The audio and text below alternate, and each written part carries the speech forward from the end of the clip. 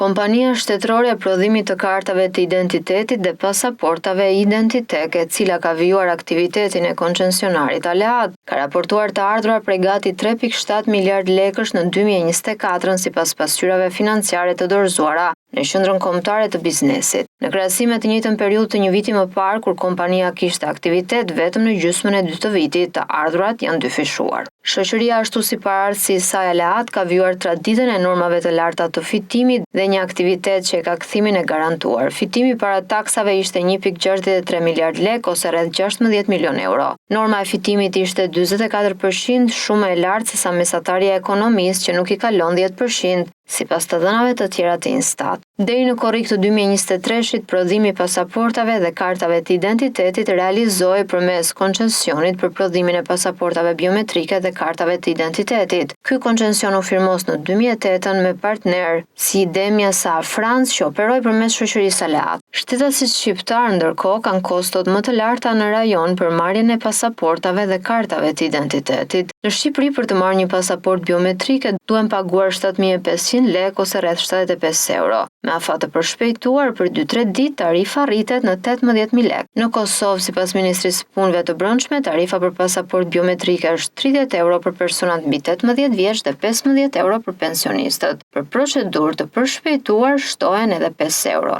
Në Maltëzi, pasaporta normale biometrike kushton 40 euro, në Maqedoni të Veriut, po ashtu është rreth 40 euro. Edhe në Serbi e Maltëzi tarifa nuk i kalon 40 euro.